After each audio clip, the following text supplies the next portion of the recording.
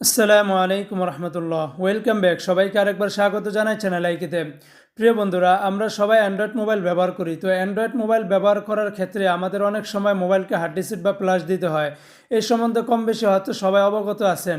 But অনেকটা সময় আমাদের কিছু কিছু ভুলের কারণে বা আমাদের কিছু কিছু অজান্তের কারণে আমরা যখন মোবাইলকে হার্ড ডিস্ক দিই, তখন কিন্তু আমাদের সব কিছু একেবারে হারিয়ে ফেলি, যেটা একদম আসলে ভাষা প্রকাশ করার মতো না। আমাদের বিগত কয়েকটি ভিডিওতে অনেকেই প্রশ্ন করেছেন যে ভাই, আমি হার্ড ডিস্ক দিয়ে তো সব কিছু একেবারে হারিয়ে ফেলেছি, সব কিছু শেষ করে ফেলেছি, যেটা আমি পুনরায় আবার ফিরে পাবো না কখনোই। তো বন্ধুরা, এই সমস্যা যদি আপনি না পড়তে চান এবং হার্ড ডিস্ক দেওয়া কি মোবাইলের জন্য ভালো না খারাপ, এবং হার্ড ডিস্ক দেওয়ার আগে বা পরে কি কি বিষয় আপনার খেয়াল রাখতে হবে এবং কি কি বিষয় আপনি জেনে শুনে হার্ড ডিস্ক দিবেন বা ফ্ল্যাশ দিবেন, এই পুরা বিস্তারিত আজকে এই ভিডিওতে আলোচনা করব। আশা করি এই ভিডিওটি দেখার পরে আপনার মনের ভিতরে আর কোনো ধরনের সন্দেহ বা কোনো ধরনের কোনো ডাউট থাকবে না। তো বন্ধুরা, পুরো ভিডিওটি জুড়ে আছে আমি মোহাম্মদ ইসমাইল। তো চলুন শুরু করা যাক আজকের এই ভিডিওটি।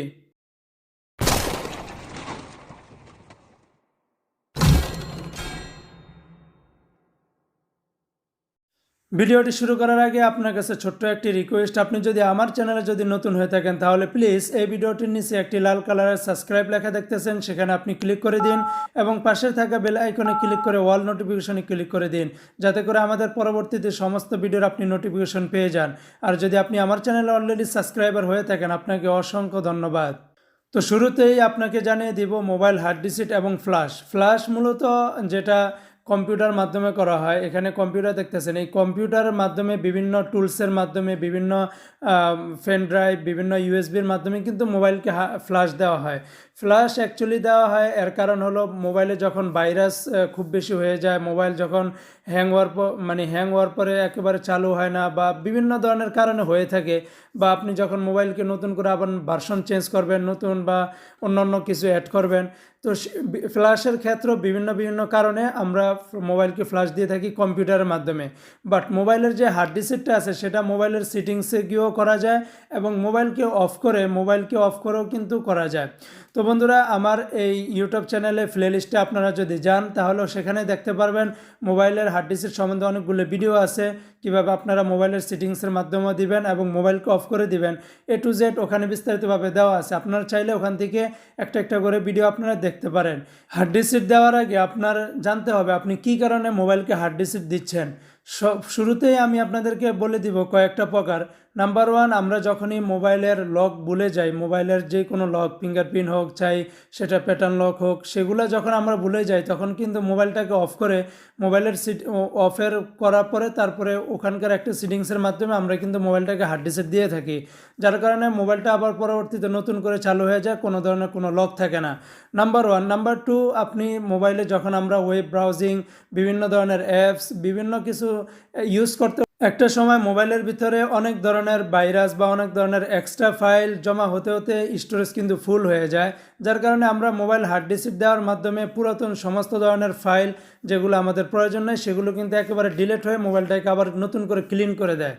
নাম্বার থ্রি, আপনার এমন কোনো ধরনের অ্যাপস বা এমন কোনো ধরনের সফটওয়্যার ভিতরে ইনস্টল হয়ে রয়েছে যেটা আপনি ম্যানুয়ালিভাবে খুঁজে পাচ্ছেন না, সেক্ষেত্রে কিন্তু আপনি মোবাইলটাকে হার্ড ডিস্ক দিলে আপনার সে সমস্ত স্প্যাম অ্যাপস বা যে সমস্ত হ্যাকার অ্যাপসগুলোকে তারা সমস্ত কিছু ডিলিট করে আবার নতুন করে কিন্তু চালু করে দেয়। এই তো হলো মোবাইল হার্ড ডিস্ক আপনি কেন দিবেন, এই সম্বন্ধে জানছেন। কিন্তু এখন কথা হলো, মোবাইল হার্ড ডিস্ক দেওয়ার আগে আপনার যে বিষয়গুলো খেয়াল রাখতে হবে সেটা হলো, নাম্বার ওয়ান, আপনার মোবাইলের যত ধরনের কন্ট্যাক্টস নাম্বার আছে এগুলি সব কিছুকে আপনি কপি করে, যদি প্রয়োজন হয় তাহলে আপনি কপি করে মেমোরি কার্ডে নিয়ে যান, অথবা আপনার কোনো জিমেলের গুগলি ড্রাইভের ভিতরে নিয়ে যান, সেখান থেকে আপনি কপি করে রেখে দিন, যাতে করে পরবর্তীতে মোবাইল হার্ড ডিস্ক দেওয়ার পরে আপনার কন্ট্যাক্টস নাম্বার যেন আপনি না হারিয়ে যান। কারণ এমন এমন কন্ট্যাক্টস নাম্বার থাকে যেটা আপনি পুরনো আর কখনোই ফিরে পাবেন না, বা খুবই প্রয়োজন ছিল যেটা আপনার জন্য পরবর্তীতে না পেলে খুবই সমস্যা হয়ে দাঁড়ায়। নাম্বার টু, আপনার ফোনের গ্যালারির ভিতরে যত ধরনের ছবি, ভিডিও, আপনার প্রয়োজনীয় সমস্ত ডকুমেন্টসগুলোকে, মিউজিকগুলোকে এবং সমস্ত অ্যাপসগুলোকে আপনি মেমোরি কার্ডে ট্রান্সফার করে দিন, যাতে করে এই মোবাইলটাকে হার্ড ডিস্ক দেওয়ার পরে কিন্তু এগুলো কিছুই থাকবে না। এই বিষয়ে আপনার পুরোপুরিভাবে খেয়াল রাখতে হবে। নাম্বার 3 আপনার সবথেকে যেটা বড় ইম্পর্টেন্ট আপনার খেয়াল রাখতে হবে সেটা হলো যে আপনার মোবাইলের গুগলি প্লে স্টোরে যে জিমেল আইডিটা দেওয়া ছিল, গুগলি প্লে স্টোরে জিমেল আইডি ও পাসওয়ার্ড আপনার অবশ্যই খেয়াল রাখতে হবে। কারণ বর্তমান যে সমস্ত সেটগুলো 6 পরে অ্যান্ড্রয়েড 6, 7, 8, 9, বর্তমানে 9 চলতেছে, এই অ্যান্ড্রয়েড ভার্সনগুলোতে আপনি যখনই হার্ড ডিস্ক দিবেন, হার্ড ডিস্ক দেওয়ার পর আপনার অবশ্যই জিমেল আইডি ও পাসওয়ার্ড দিতে হবে, সেটা গুগলি প্লে স্টোরের। আর এর আগের যে ভার্সনগুলো অ্যান্ড্রয়েড 4 বা অ্যান্ড্রয়েড 5, ওগুলাতে কিন্তু অনেক সময় জিমেল আইডির প্রয়োজন হয় না, বা পরবর্তীতে জিমেল আইডির প্রয়োজন হলেও কিন্তু ওখানে নিচে যে একটা ছোট্ট একটা লেখা আসে যে স্কাইপ জিমেল বা স্কাইপ ইমেল, যদি ওই অপশনটা আসে তাহলে আপনি জিমেল আইডি না দিলেও সারে। এই ব্যাপারে আমার ভিডিও আছে, আপনারা চাইলে প্লে লিস্টে গিয়ে দেখতে পারেন। আর যদি ওখানে স্কাইপ যদি লেখা না আসে তাহলে আপনার কিন্তু অবশ্যই জিমেল আইডি দিয়ে কিন্তু খুলতে হবে। আর যদি জিমেল আইডি না দিতে পারেন তাহলে কিন্তু সাধারণভাবে খোলা খুবই ইম্পসিবল, যারা এতটা অ্যাডভান্স লেভেলের না বুঝে থাকেন। তারপর আপনি যদি জিমেল আইডি যদি না মনে থাকে তাহলে কি করবেন? জিমেল আইডি না মনে থাকলে আপনার সাধারণভাবে, আমি আগে বলেছি, সাধারণভাবে খোলাটা অসম্ভব। সেই কারণে আপনি মোবাইল সার্ভিসিং বা কম্পিউটারের দোকানে আপনি যেতে পারেন, তারা 2টি সফটওয়্যার আপনার মোবাইলে ইনস্টল করে দিবে, ওখান থেকে তারা অটোমেটিকলি ওটার ভিতরে জিমেল আইডি সাইন ইন করে আপনার মোবাইলকে আবার পুনরায় চালু করে দিবে।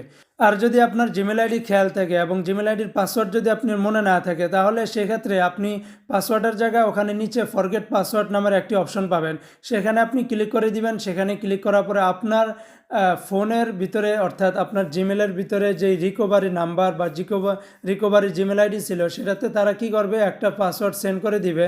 সেই পাসওয়ার্ড সেন্ড করে দেওয়ার মাত্রই আপনি কি করবেন, আপনার সেই জিমেল আইডিতে আবার নতুন করে পাসওয়ার্ডটা কিন্তু দিতে পারেন। তো বন্ধুরা, এইভাবে আপনার এই মোবাইলকে হার্ড ডিস্ক দেওয়ার পরে অবশ্যই আপনার জিমেল আইডি ও পাসওয়ার্ড ছাড়া কিন্তু আপনার মোবাইলটাকে ওপেন করতে পারবেন না। এবং মোবাইল হার্ড ডিস্ক দেওয়ার পর আপনার অবশ্যই কিন্তু ইন্টারনেট কানেকশন চাইবে, চাই সেটা ওয়াইফাইয়ের মাধ্যমে হোক, চাই সেটা ইন্টারনেট সিমের মাধ্যমে হোক। তো এখন মোবাইল যখন আপনি নতুন করে আবার চালু করবেন, চালু করার পরে ওটাতে যখন আপনি সিম ঢুকাবেন, সিমে যদি এমবি থাকে, অর্থাৎ ইন্টারনেট ডাটা কানেকশন থাকে, তাহলে কিন্তু অটোমেটিকলি ডাটা কানেকশন হয়ে কিন্তু আপনার সেই জিমেল আইডি বা যেভাবে প্রসেস করার প্রয়োজন সেগুলো আপনার করতে হবে। তারপর আপনি যেই জিমেল আইডিটা দিবেন গুগলি প্লে স্টোরের, ওই জিমেল আইডিতে যত ধরনের অ্যাপস থাকবে সেগুলো কিন্তু আবার ইনস্টল করতে দিবে। আপনি চাইলে ওখান থেকে ইনস্টল করতে পারেন, অথবা পরবর্তীতে আপনার প্লে স্টোরে গিয়ে লাইব্রেরি থেকে সমস্ত অ্যাপসগুলোকে আবার রিইনস্টল করে নিতে পারেন। তো বন্ধুরা, আশা করি আজকের এই ভিডিও থেকে আপনি এই মোবাইলের হার্ড ডিস্ক বা ফ্ল্যাশ সম্বন্ধে কিছুটা হলো আপনার আইডিয়া এসেছে, এবং মোবাইল হার্ড ডিস্ক দেওয়ার আগে এবং পরে কী কী বিষয় আপনার খেয়াল রাখতে হবে সেটা অবশ্যই আপনি আশা করি জানতে পেরেছেন। ভিডিওটি দ্বারা যদি আপনি বিন্দু পরিমাণে উপকৃত হয়ে থাকেন তাহলে প্লিজ ভিডিওটিতে একটি লাইক, এবং এই ভিডিওর সম্বন্ধে আপনার যদি কোনো মতামত বা প্রশ্ন থাকে তাহলে প্লিজ কমেন্টে আপনার প্রশ্ন করুন। ইনশাআল্লাহ আমি আপনার প্রত্যেকটা প্রশ্নের উত্তর দেওয়ার চেষ্টা করব। সবাই ভালো থাকুন, সুস্থ থাকুন। ইনশাআল্লাহ পরবর্তীতে কোনো ভিডিও নিয়ে হাজির হব। আসসালামু আলাইকুম।